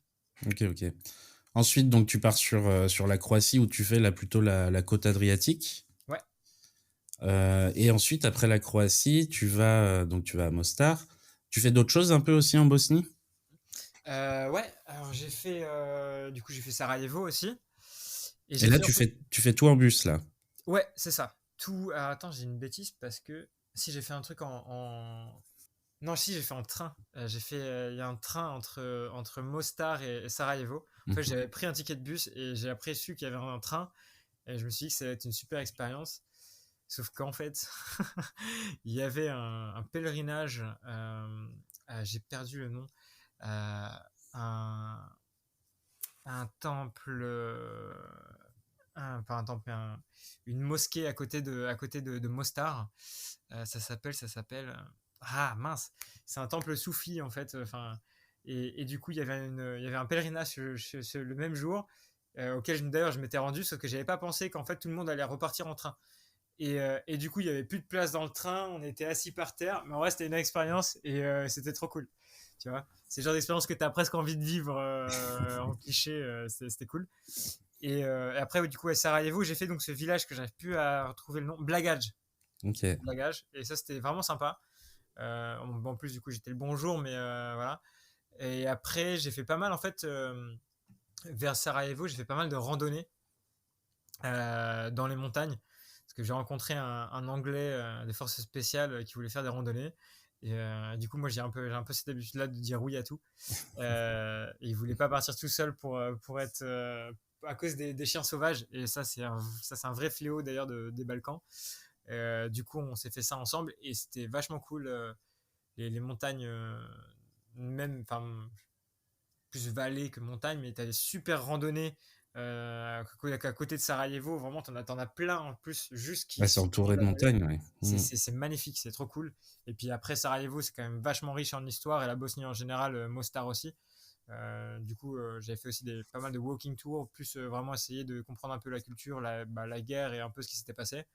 C'était vachement intéressant et j'avais vachement apprécié. J'avais pas eu le temps, je devais aller parce qu'en fait c'était trop chaud au niveau du timing de bus, parce qu'on n'a pas tout le temps. Mais je devais aller à, comment ça s'appelle t'as une petite ville en fait, pas très loin de Sarajevo, où c'est des pyramides, mais de Qui sont sous Kokorinsky. la montagne, je crois. Ouais, c'est ça. Ouais, Mm. c'est des pyramides vertes en fait, ils appellent, je sais plus comment ça s'appelle. Et je voulais aller là-bas, mais au niveau timing de bus, j'ai pas pu. Ouais. Mm. Ok, donc ensuite, après Sarajevo, là, tu vas au Kosovo, tu passes par la Serbie. C'est ça. Sauf que je suis passé par la Serbie, mais très rapidement en fait, parce que j'ai pris un bus en fait le bus est obligé de s'arrêter en Serbie, à Novi Pazar. Euh, franchement, je sais que toi, t'aimes bien la Serbie, mais moi, le peu que j'en ai vu et le peu d'interaction que j'ai eu avec les Serbes, bof. Ouais, c'est pas le Et meilleur coin. ouais, pas incroyable. Après, est-ce que c'était parce que j'étais à la frontière avec le Kosovo, qu'il y avait aussi Mhm. peut-être cette tension, qu'en plus j'allais au Kosovo, euh, et que du coup après j'ai eu l'image Kosovo-Albanie qui vient vachement. Puis en plus je venais de Bosnie, donc bon, si tu veux, ça faisait beaucoup pour potentiellement aimer la Serbie. Ouais, Euh, et puis ouais, je suis arrivé à Novi Passar, en fait, j'ai trouvé ça vachement sale et c'était une expérience assez intéressante. Et puis après, le bus du coup jusqu'au Kosovo, donc ouais, là, j'ai pas trop eu le temps de découvrir la Serbie, mais à charge revanche, en vrai. ouais. À charge revanche, ouais. Et du coup, donc tu passes par Mitrovica, j'imagine, et Ouais, t'arrives à Pristina. c'est ça. Je suis allé. Et en plus, d'ailleurs, je t'ai dit une bêtise, mais alors monumentale. J'ai parlé de Pristina, alors qu'en fait, Pristina, c'est super moche comme Ouais. ville. Moi, je voulais parler Prizren. de Prizren. Ouais. Ouais, ouais. Pristina, Donc, dans mes coups de cœur, n'importe quoi.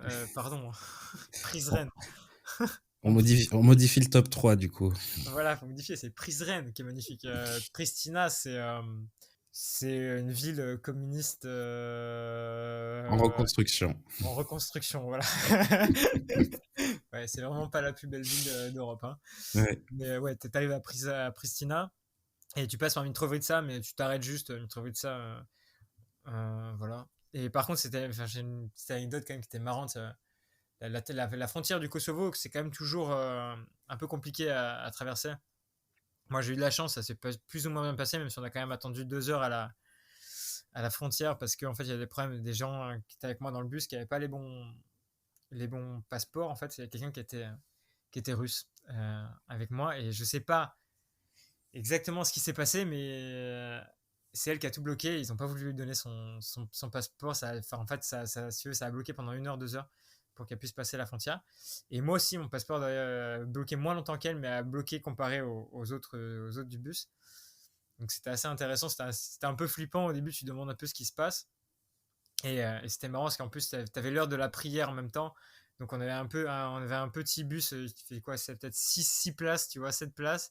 Et donc t'as deux mecs qui ont commencé à faire leur prière dans le bus à la frontière. Je me dis, mais c'est incroyable et tout comme image, tu vois. Et c'était ouf. En vrai, j'ai adoré ce moment-là. Et après, ouais, donc Pristina, comme je disais, pas ouf, vraiment pas Mhm. ouf. T'as juste, comment s'appelle cette église là, qui est l'église hommage à Mère Teresa. Mère Teresa. Euh, ça vaut le coup d'œil, mais à part Mhm. ça, voilà. Il y a le Lego La grande aussi. avenue aussi, par rapport au président, j'ai perdu son nom, putain, moi je suis vraiment nul, là. Ismaël quelque chose avec des lunettes, il a une petite écharpe et tout. Il est trop, trop stylé ce mec. Et t'as un musée, enfin ouais, j'avais fait un peu le tour. C'est sympa, hein, mais t'as vraiment une ambiance communiste incroyable. Je trouvais ça assez intéressant. Mhm. Mais après, du coup, Prizren, c'est trop beau. Ouais. Du coup, c'est là où t'as plein de mosquées, où t'as plein de randonnées à faire euh, à côté de la ville. Et t'as ce mix en fait que j'ai trouvé super intéressant entre l'architecture ottomane, musulmane, l'architecture communiste et puis l'architecture des Balkans. Du coup, tu as un truc un peu un mix et même aussi au niveau de l'atmosphère que je trouvais vachement cool. Et Prizren, j'ai vraiment adoré. Et Yes. puis après, Prizren Shkodra en bus. Et là, pareil, un trajet en bus assez mémorable. En fait, ça arrive très souvent que dans les Balkans, ils s'en foutent du nombre de places qu'il y a dans un bus ou du nombre de places qu'il y a dans un train, ils vendent. Et donc, en fait, s'il y a 10 personnes assises dans le bus par terre, ce n'est pas grave. Et j'ai eu le malheur d'arriver en retard. Euh, donc, j'étais assis par terre. Et j'étais assis par terre avec plein de jeunes kosovars tu sais, dans les escaliers en fait, du bus. Et c'était trop cool. On s'est arrêté en fait, on a bu des bières et tout. En fait, j'ai passé tout mon truc à boire des bières et à parler en langage des mains avec des Kosovars et tout. C'était trop trop marrant. On a passé un super moment et là c'était vraiment un truc trop fou. Là tu t'immerses, enfin c'est une vraie immersion, tu vois, dans la culture. Je trouvais ça trop trop cool. Et après Shkodra, c'est super. C'est du coup là où j'ai rencontré mon ami et puis mon partenaire du coup euh, albanais, et qui en fait il a une petite maison, enfin pas en gros c'est une maison familiale avec un jardin. Il a aussi une production, un potager et pas mal de choses. En fait, il fait aussi de l'agriculture. Et du coup, il promouvoit aussi le tourisme agricole en Albanie. Et c'est à côté de Shkodra, en fait, c'est à 10 km. Et puis, il m'a donné un vélo. Je suis allé au lac de Shkodra et tout. C'était super. Et après, j'ai fait Shkodra jusqu'à Durrës. Et Durrës, Berat et Berat, Tirana. Ok. Du coup, le lac Skadar, t'as réussi à voir des pélicans là-bas ou pas? Ouais, Nice, la ouais, chance. j'en ai vu un. Franchement, c'est trop beau le lac Skadar. Moi, j'ai vachement Ouais. adoré, hein. Je trouve ça trop beau. Et j'ai vu que la partie du coup albanaise, Ouais. pas la partie monténégrine. Mais je trouve ça vraiment trop beau. Mm. Et donc ensuite, ouais, Durrës, Berat et Tirana. Et Tirana. Qu'est-ce qui t'a marqué à Tirana? Alors, je pense que c'est un peu partout d'ailleurs en Albanie, mais les bunkers, hein. C'est peut-être même plus à Durrës en vrai que ça m'a le plus marqué. Parce que tu vois une super vue sur la mer et là, un bunker quoi. Mais Tirana, en vrai, j'ai trouvé ça. C'est intéressant parce que j'ai trouvé ça joli. Alors que pareil, c'est comme Pristina, hein, c'est une ville communiste en béton, pas incroyable. T'as la place Skanderberg là qui est. Juste une grande place avec une super sculpture, tu vois, vraiment le stéréotype de la place. Mais j'ai trouvé ça plutôt que je trouvais que ça avait son charme, et je trouvais que c'était assez joli. Puis c'était la mosquée aussi à côté qui contraste. T'as des petits trucs quand même assez sympas dans le centre. Et, je sais pas, t'as une ambiance. Je sais pas comment toi t'as aimé Tirana, mais j'ai trouvé qu'il y avait une ambiance en fait. Ouais, moi, J'y c'était. serais pas resté 3 jours, mais Mm. je trouve qu'il y avait une ambiance. Bah, pour moi, c'était une des plus belles surprises que j'ai eues en fait dans les Balkans, Tirana. C'était une ville que j'avais pas encore faite. Et ce que j'aime bien aussi, c'est que tu as les montagnes tout autour. Du coup, Ouais. tu peux aussi aller te balader. Euh, comment ça s'appelle? Attends, tu prends un téléphérique là. Oui, c'est ça, dans la montagne d'Haïti. Ouais. Et ouais, donc tu as plein de choses à faire. Tu as un petit parc aussi avec le petit. Avec le petit lac là, c'est trop bien ça. Ouais. Ouais.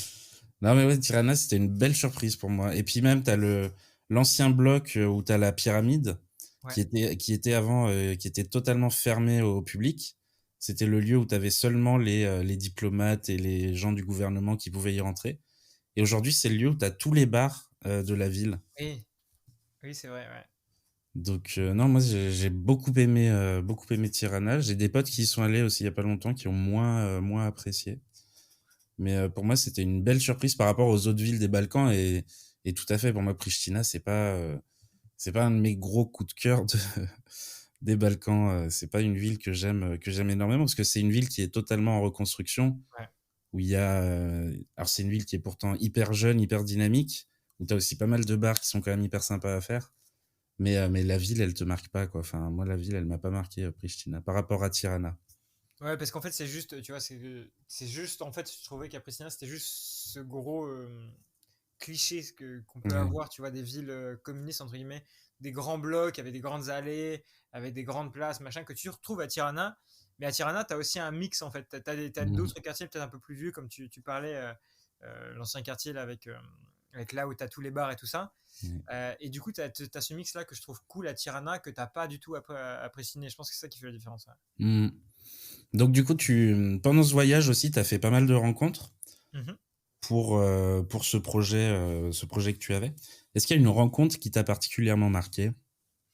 Bah, du coup, j'en ai pas mal déjà parlé un peu avant, mais Florian, moi je pense que c'est la personne qui m'a le plus marqué. Enfin, Florian du coup, en français, mais Florian en albanais ou dans la langue des Balkans en général. Et donc, c'est lui qui a un petit hôtel et une agence de voyage à Shkodra. Et en fait, je trouvais super intéressant parce que justement, en fait, il part de zéro sur son pays.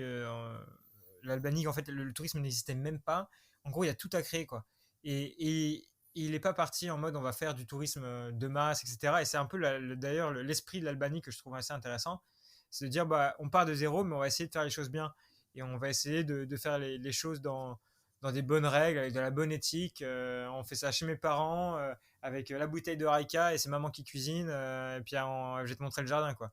Et j'ai trouvé ça juste incroyable. Et moi, ça m'a vachement marqué. Ce mec-là est super. Donc voilà, si un jour vous allez à Shkodra, Florian's Guesthouse, c'est trop bien.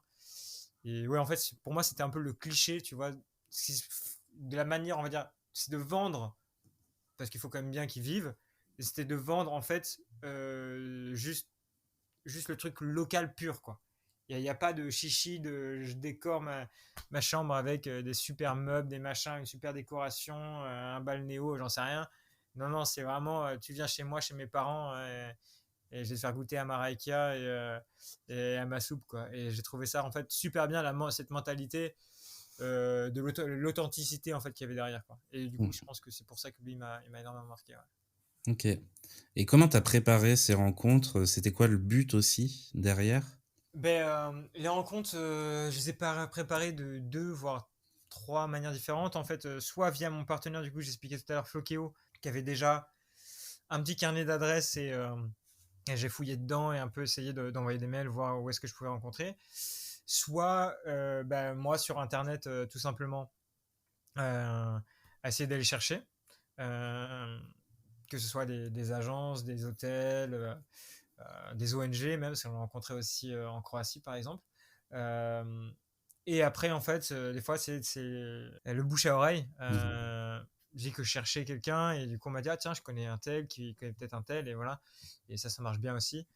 Et pourquoi ça je pense que, comme je disais un peu en intro et au début, et il y avait un peu cette volonté, déjà pour moi, et je pense que c'était vachement pour moi à la base, de voir qu'est-ce qui se faisait en termes de tourisme responsable, comment on pouvait mieux faire les choses, comment c'était potentiellement applicable, est-ce qu'il y avait des points négatifs pour le voyageur, est-ce qu'il y avait que des points positifs aussi à faire ça en tant que potentiel futur entrepreneur du milieu touristique, et puis partager en fait partager mon expérience pour les gens qui veulent investir dans le domaine, dans l'entrepreneuriat touristique, mais aussi pour ceux qui veulent voyager, et pour montrer qu'en fait il y a peut-être d'autres manières de faire que d'aller se dorer la pilule dans un fram au Maroc, quoi. Ouais.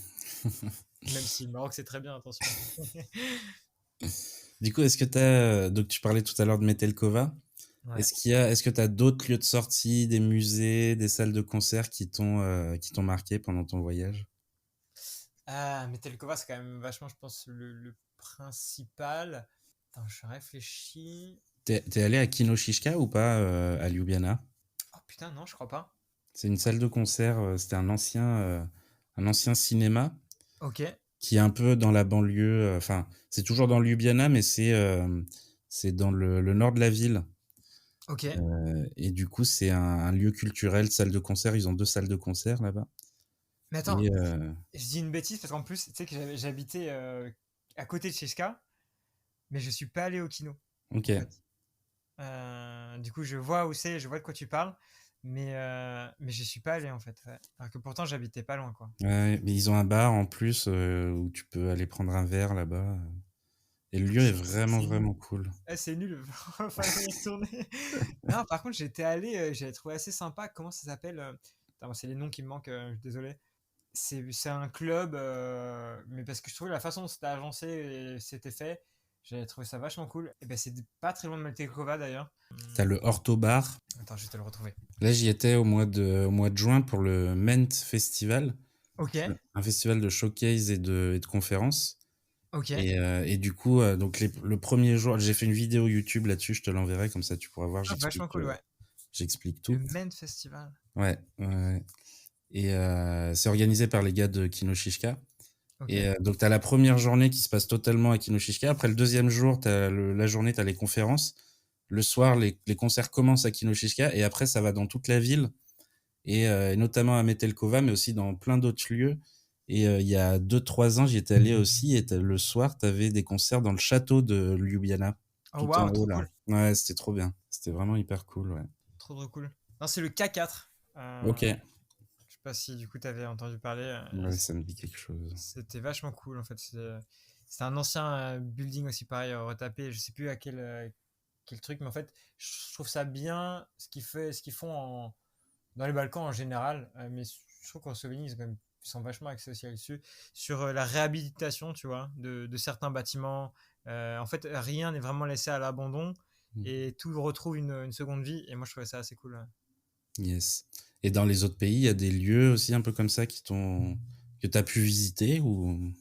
Alors visiter, oui, mais en fait, tu sais, vu que au final, j'étais quand même à vélo, t'as un peu ce truc-là, comment dire, c'est bizarre, mais en fait, tu sais, tu te dis, allez, 10 km. En fait, Ouais. t'as des choses que tu voulais voir, et en fait, tu les vois pas parce qu'en fait, juste ton objectif est devenu juste de rouler, quoi. Donc c'est un peu nul. Mais tu sais, j'ai fait pas mal de visites de villes, de machin, de choses. Mais c'est vrai qu'au final, j'ai pas fait énormément de musées ou de boîtes ou quoi que ce soit parce qu'en fait, le soir, après, t'as envie de te reposer. Ouais. Après, si du coup, j'en ai fait un peu plus en Bosnie, par exemple, ou en Albanie. Je pense que celui qui m'a marqué, en fait, c'est le musée à Mostar, hein, du massacre et de la guerre. Là. Je suis en train de chercher le nom, parce qu'il y a un nom, le musée, mais ça m'avait vachement marqué. Parce qu'enfin, enfin, c'est juste horrible et dur, et je sais pas si c'est vraiment l'adresse culturelle que tu voulais, mais, mais ouais, ça m'avait marqué quand même. Ouais, surtout que Mostar est encore divisé en deux aujourd'hui, quoi. Donc, Ouais, c'est fou ça d'ailleurs. Ouais. mm, Ça, c'est fou, ouais. Et t'as encore des traces. Enfin, moi, je trouve Mostar assez ouais, puissant parce que t'as encore des bâtiments. Alors, attention, criblé de balles. exactement, criblés de balles, ouais. J'espère Ouais. qu'on m'écoute pas parce que voilà, mais j'ai fait l'Urbex dans ce qu'ils appellent la Sniper Tower. Je sais pas si tu y as été. Et waouh, c'est chaud quand tu te mets juste un petit peu à la tête, dans la tête, tu vois, de l'époque et de ce qui s'y passait. Euh, Enfin, c'est horrible. T'as des balles à des endroits que tu devines plus ou moins ce qui s'est passé. T'as encore des traces de sang. Euh, T'as des messages. Enfin, c'est chaud. Enfin, moi, ça m'a mis un sacré coup. Ouais. Mm. Même à Sarajevo, hein, aussi, il y a des Ah ouais. endroits encore criblés de balles, c'est hyper impressionnant, ouais. Mm. Ouais. Après, je trouve ça intéressant qu'ils aient, tu vois. Après, je pense qu'il faut peut-être reconstruire un minimum, mais laisser certaines traces, tu vois.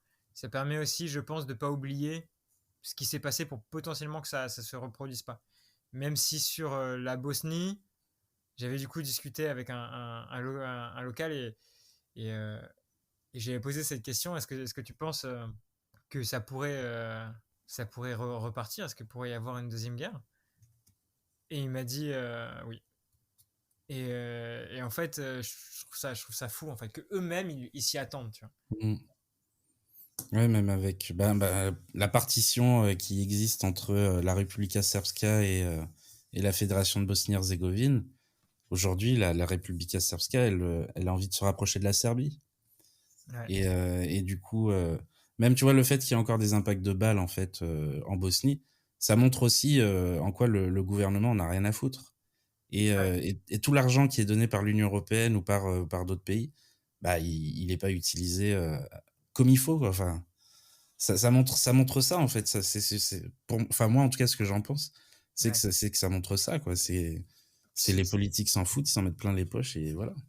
C'est un pays ultra corrompu aussi, hein, la Bosnie. Hein. Ouais, mm, De ce que je vais comprendre, c'est très très très corrompu. Hein. ouais, c'est clair. Bon, on va continuer. Mhm. J'ai encore quelques questions.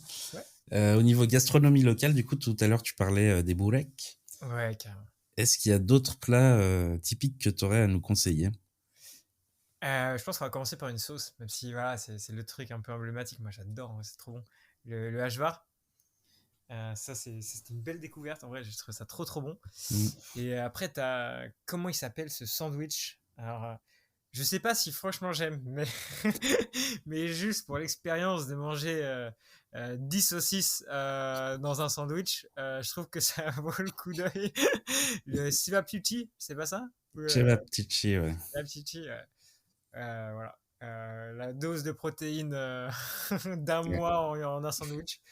Du coup, ça, c'était pas mal. les bourrées, en vrai, moi, j'ai bien. En vrai, je trouvais ça bon. Après, tous les jours, ça devient chiant, mais je trouvais ça bon. Et après, t'as pas mal de. Je me rappellerai plus de certains plats parce que des fois, c'est juste des mijotés, des trucs qui font, qui font dans la cuisine, quoi. Je veux dire, des trucs de famille. Et je me souviens plus des noms aussi, même il y avait un nom. Mais en fait, je trouve que c'est une cuisine vachement familiale, la cuisine de Balkan, et j'ai bien apprécié sur ce côté-là, quoi. Cool. Cool, cool, cool. Quel conseil tu donnerais à une personne qui souhaite partir dans ces pays? Prépare-toi à casser tes préjugés et puis sois avenant, les gens seront avenants, sois souriant, les gens seront souriants et voilà, tout va bien se passer. Je pense qu'il faut pas avoir peur du danger, faut pas se dire que tout va mal se passer ou justement voilà, avoir des préjugés. Il faut y aller avec un bon regard et un regard aussi de, de vouloir apprendre. Je pense que c'est ça, de toute façon partout, tu vois, d'avoir essayé de vouloir apprendre quelques mots de la langue, vouloir apprendre la culture. Et en fait, plus toi, tu vas t'intéresser à eux, plus l'expérience va être intéressante. En fait, c'est même pas, tu vas pas pour parler de toi, en fait, tu vas juste pour les comprendre. Donc, je pense que Mm. c'est ça dans cet état d'esprit là qu'il faut y aller. Après, ça dépend des gens, mais je pense que c'est ça. Je pense qu'il faut y aller pour comprendre. C'est des pays qui ont tellement souffert. Il y a tellement de choses à en tirer, à en comprendre. Donc, moi, je pense que c'est ça l'état d'esprit. Ouais. T'as rencontré pas mal de monde sur place, toi. Du coup, pas mal, ouais, parce que même aussi en étant en coloc à Ljubljana, j'ai rencontré pas mal de gens et des profils différents. Des fois, je trouvais que justement que c'était un peu dur de parler, en tout cas de certaines choses, ou même vraiment des fois compliquées, avec, on va dire, désolé, hein, mais une voire deux nationalités en particulier, les Serbes et les Slovaques. Euh, mais euh, enfin, voilà, j'ai eu la chance, on va dire, de pouvoir parler de pas mal de choses avec pas mal de gens et de pas mal de gens de générations différentes aussi. Et ça, c'était assez intéressant avec des jeunes, avec des moins jeunes. Euh, donc, ouais, je pense que ça m'a ouvert l'esprit pas mal. Ouais. Est-ce qu'il y a des choses que tu modifierais aujourd'hui si tu repartais comme ça pour à peu près le même genre de voyage? Alors là, je vais te faire une citation, mais alors nulle. Mais non, comme dirait Edith Piaf, je regrette rien. Ouais, Et non, je pense qu'il n'y a rien à modifier. ok. Non, vraiment. Potentiellement pas casser le deuxième vélo. Mais si je casse pas le deuxième vélo, je fais pas le Kosovo et je fais le Monténégro. Donc en vrai, si les choses se sont passées d'une certaine manière, c'est aussi parce que ça devait se passer comme ça. Donc non, je pense que je regrette rien. Juste que du coup, je sais que je retournerai dans les Balkans et plus particulièrement, je pense à Albanie, Moldavie, Moldavie, n'importe quoi. Macédoine. Macédoine, Moldavie, pourquoi pas, mais pour l'instant, Un j'ai peu moins plus haut. intérêt, mais plus Macédoine que je voulais compléter une prochaine fois, ouais, carrément. Ouais. Du coup, tu as pris quel matériel? Et la question, c'est qu'est-ce qu'on peut retrouver dans ton sac à dos? Donc, tu disais qu'il faisait quasiment 40 kilos. Ouais. Déjà, du coup, c'est des sacs à dos, c'est des sacoches de vélo que j'avais. Euh, Sauf que du coup, quand j'ai cassé mon deuxième vélo, là, j'ai revendu mon vélo et une partie de mes sacoches pour m'acheter un backpack. Mais en général, qu'est-ce qu'on retrouve bah, du coup, il y avait pas mal d'équipements vidéo. J'avais un drone justement, j'avais une caméra, euh, donc beaucoup de câbles, euh, deux, trois vêtements, une tenue de cycliste. Enfin non, non, ouais. Au début, j'étais parti avec deux et en fait, je trouvais que c'était trop con. J'en utilisais qu'une et puis tu la lavais à la main, puis voilà quoi. Et voilà, qu'est-ce que j'avais? J'ai un truc. Si, j'avais toujours un couteau suisse parce que ça charge, ça change, ça sauve des vies, que ce soit en backpack ou à vélo. Puis des outils, quoi, du coup, parce que si t'arrives des merdes, des pneus crevés, des pédales cassées, enfin voilà, il y a plein de trucs, donc ouais, voilà. Puis deux petites trousses de secours quand tu te casses la gueule, c'est pas mal, et voilà, je crois que c'était plus ou moins le minimum, quoi. Ok. Où est-ce qu'on peut te retrouver sur les réseaux sociaux? Ouais, alors faut que je recommence à être actif parce que là, là, il y a un creux là. Mais j'ai un Instagram qui est au nom de Clémentono ou Explore Autrement. Je crois que les deux chemins mènent à Rome. En tout cas sur mon profil. Et après, j'ai un blog du coup qui s'appelle Explore Autrement. Enfin, c'est Explore. Et après, j'avais une petite chaîne YouTube, mais c'est pareil, il va falloir que je me remette dedans. Refaire un peu de contenu. C'est ça, ouais. J'avoue que c'est le temps qui manque en fait. Bah ouais. Pas Mm. pas l'envie, mais. Ouais. Est-ce qu'il y a une série, un film, une vidéo ou un livre qui t'a donné envie de voyager? Dans les Balkans ou en général? En général. En général, il y en a plus d'une, hein. Ouais, je pense qu'il y a un film qui m'a beaucoup marqué, qui est 7 ans au Tibet, OK. avec Brad Pitt. Je sais pas si tu l'as vu. Du coup, ça a un peu rien à voir parce que il y a un peu une histoire d'alpinisme et puis après, il va vivre en fait, il va connaître le Dalai Lama, etc. Et en fait, moi, j'avais bien aimé dans ce film, si tu veux, la relation justement avec les locaux, même si ça se passait au Tibet et que ça a rien à voir, mais ce truc en fait d'immersion dans une culture qui n'est pas la tienne et pour presque à un moment donné y appartenir et en tirer les enseignements pour toi, ta vie et potentiellement toi donner des petites brides pour eux, enfin pour les gens avec qui que tu vas rencontrer. Je pense que ce film m'a marqué un peu là-dessus. Et dans les Balkans? Dans les Balkans, un film qui m'avait donné envie d'aller dans les Balkans ou un livre ou autre chose. Plus de la musique en fait. Ouais. Ouais. Là j'ai un son, je sais pas quoi qui me vient en tête. À moins que c'était, je crois que c'est une des questions d'avant. Ouais, il y a une musique qui me vient en tête qui est cool, que j'avais beaucoup en fait dans les oreilles quand j'ai traversé justement la frontière avec le Kosovo. Ça s'appelle Valle Kosovare. Et le titre, attends, faut que je te retrouve. C'est Shpat Kasapi, le chanteur. Et ce son est ouf. Je sais pas, en fait, je le trouve trop, tu vois. Et je trouve qu'il y a trop l'ambiance en fait des Balkans dans juste ce son. OK. Du coup, ouais, voilà. Je pense que les Balkans, moi, je les représenterai par un son. Mais après, si en vrai, il y a un film. Il y a quand même un film. En vrai, je dis il n'y a pas de film, mais si, il y a un film. Il y a Le Temps des Gypsies d'Emir Kusturica Mmh. qui m'a énormément marqué. Et même en général, beaucoup de films d'Emir Kusturica parce que j'ai fait une option cinéma quand j'étais au lycée. Et, euh, et Kusturica m'a énormément marqué par sa façon de voir les choses et aussi les choses qu'il montrait.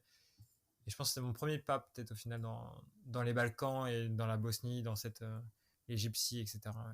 Ouais. Si je te dis le mot Haïdé, ça te fait penser à quoi? Ça veut pas dire aller de l'avant ou vas-y ou un truc comme ça. Ouais, on y va, ouais. On y va. Ouais. Ouais, il me semble que j'ai dû l'entendre une ou deux fois, tu sais, quand t'es au bord de la route. Sauf qu'avec l'accent, avec le truc, je sais pas si c'était ça.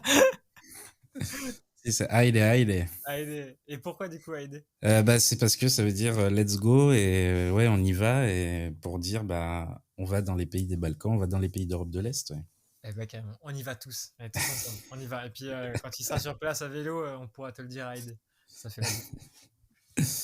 Bon, on arrive sur la fin du podcast. Ok. Du coup, tu as quand même réussi à apprendre quelques mots dans plusieurs langues, j'imagine. Ouais, de là, est-ce que je m'en souviens?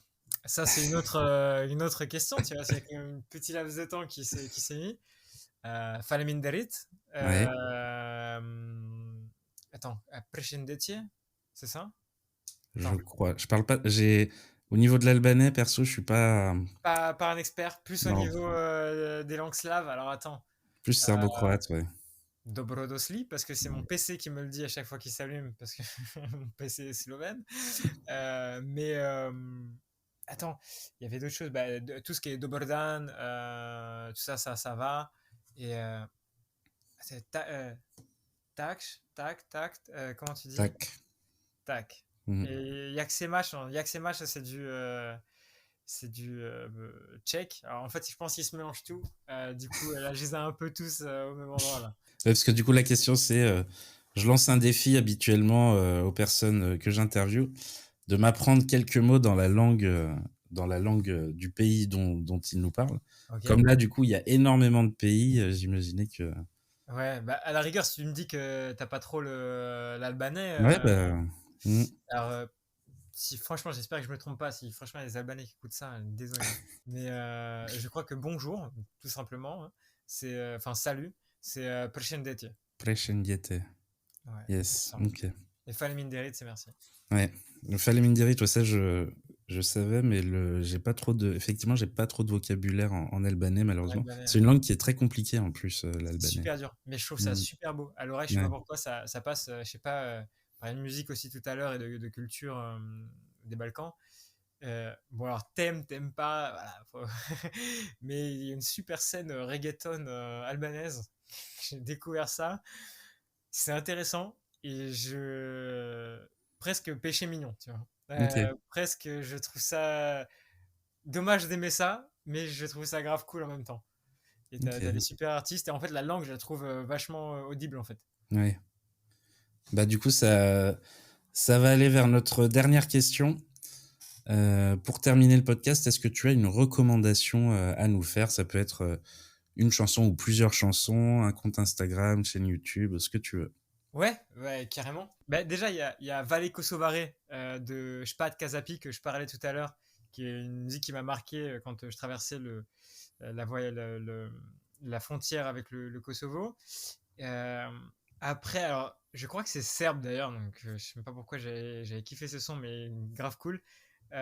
C'est Ljepša od noći de Dado Polumenta, qui est un chanteur serbe, il me semble, assez connu. Si t'as un super son, et moi il me met la pêche. Du coup, c'est pas de la pop albanaise, mais c'est un autre son, c'est plus un son, on va dire, typique albanais, tu vois, genre variété albanaise. Ça s'appelle Shamadani Vija Vija, et c'est genre presque un son presque patriotique et tout. Ça, tu peux le mettre à la fin du podcast, je trouve ça tabasse. C'est trop bien. Et t'avais de la pop albanaise, en fait, t'as beaucoup de stars de pop, même américaines, qui sont albanaises, genre Rita Ora, Mm. t'en as plusieurs. Et t'as un truc, je crois que le son s'appelle Nosodom.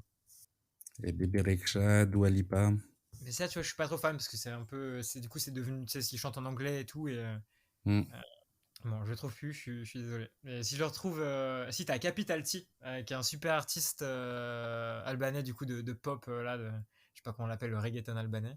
Ok, Ils appellent ça le skip vibes, d'ailleurs. Skip pop, ou je sais plus comment. ok.